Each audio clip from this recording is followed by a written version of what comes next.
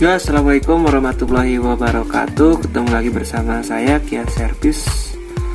Kali ini saya akan membahas tentang bagaimana cara membaca skema.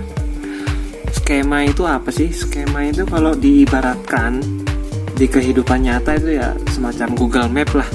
Di sana itu sudah lengkap, ada layout, tata letak komponen. Biasanya ada jalurnya, jalur PCB-nya atau skema secara kasar. Beda sama diagram blok. Kalau diagram blok itu cuma kalau di kehidupan nyata cuman sebagai struktur organisasinya saja.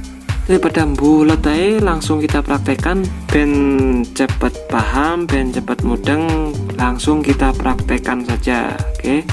Sudah ada mesin Oppo A37 dengan kendala tidak bisa kamera. Karena kameranya yang bermasalah, otomatis saya penelusuran jalur di soket kamera dong, kamera belakang. Dan langsung menemukan ini ada salah satu kapasitor yang short. Ini tadinya ada kapasitornya ya bos ya. Sudah saya copot, ternyata di jalur ini tetap short. Lalu bagaimana kalau nggak ada skema? Bingung kan? Nah ini short ini bos.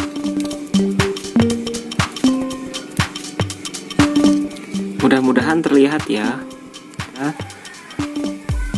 Komponen kapasitor kalau kita ukur tadi itu short. Nah itu mentok semua jarumnya. Oke, langsung kita besarkan. Nah ini sudah mulai terlihat kode area untuk komponennya. Oke. Ini tadi. Nah ini CN3800 ini adalah konektor kamera.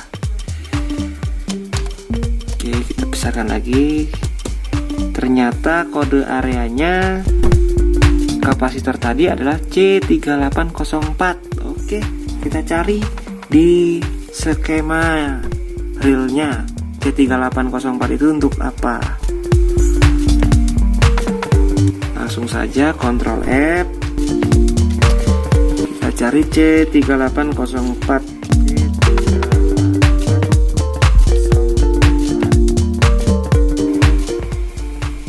Ini dia. Oke, ini terlihat ya bos ya. Nah kita udah tahu nih, jalur C3804 adalah jalur untuk B+ kamera. Nah ini bahasanya AVDD di sini. Kita sudah bisa penelusuran berikutnya, yaitu ke C3806 kemungkinan rusak, atau C3805 yang rusak, atau lebih ke belakang lagi ke CAM, bahasanya adalah CAM 2P8 ini. Oke, itu untuk implementasi di rangkaian di skema. Kita bisa nanti misalnya kita tidak tahu nih letak C3806 di PCB-nya, kita bisa kembali lagi ke awal, ke PCB layoutnya C38 berapa tadi? C3806. Kita cari aja di sini langsung. Ctrl F lagi. Ctrl F C3806. Nah, ternyata ada di belakangnya dan begitu seterusnya sampai ke jalur yang ini tadi, jalur utama, jalur di PCB. Misalnya ini pasti ke IC power kalau yang ini CAM 2P8 ini, ke IC pembagi kalau enggak ke IC power CAM 2P8. Nah itu untuk implementasi ke rangkaian. Kemudahannya adalah di situ kita bisa tahu jalur itu berhubungan sama komponen apa aja dan akhir-akhirnya kemana kita bisa tahu. Nah itu fungsi skema dan cara pembacaan. Itu untuk fungsi yang pertama ya bos ya. Fungsi yang lainnya apa?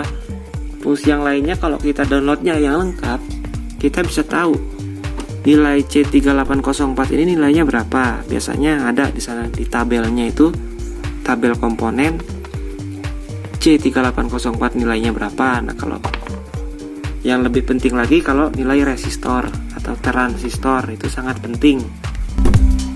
Karena untuk handphone biasanya tidak ada nilainya.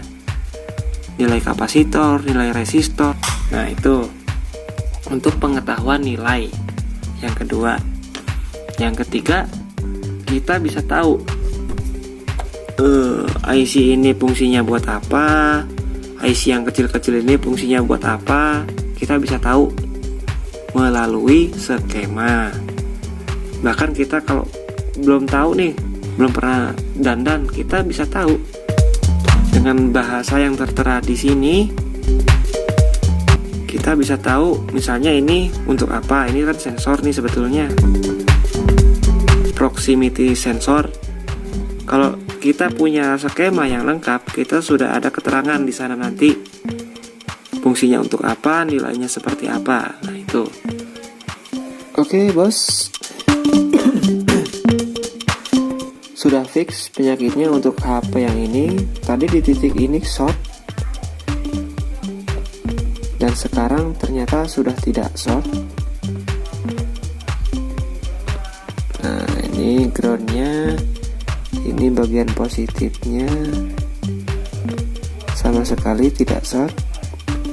Nah, penyakitnya adalah ada di kapasitor yang ini. Ini nah, mudah-mudahan terlihat. Nah, setelah kapasitor ini saya lepas, ternyata shortnya hilang. Oke, ini bagian ground, ini bagian positifnya. Nah, sudah tidak short. Ini berkat apa? Ya, berkat penerapan skema. Itu dia. Bagaimana cara mencarinya? Ya, seperti tadi, seperti yang saya jelaskan di awal tadi. Nah, ini bagian IC powernya. Jika kita telusuri bagian CAM 2P8. Oke, kita buka lagi skema di bagian konektor. Nah, ini dia CAM 2P8, masuknya ke IC power. Dan ini tadi di sini CAM 2P8, kita telusuri dan masuk ke C. Nah, ini dia C2326. Dan ini hasil pemburuan kita kali ini. Kamera sudah berfungsi.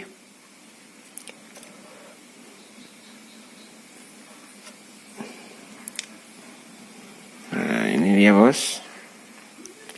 Sudah berfungsi ya. Acak-acakan banget tempatnya.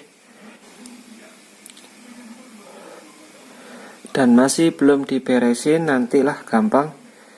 Yang penting kesimpulannya, penerapan skema untuk saat-saat tertentu dalam bidang servis sangat perlu, karena letak komponen yang tidak disertai keterangan. Makanya saya membagikan pengetahuan saya tentang penerapan skema. Siapa tahu nanti ada yang ingin belajar secara mendalam tentang elektronik. Oke, saya rasa cukup seperti itu saja. Ojo lali tombol subscribe digawe ireng, like, komen, share bila perlu, bila bermanfaat. Oke, terima kasih. Saya akhiri. Wassalamualaikum warahmatullahi wabarakatuh.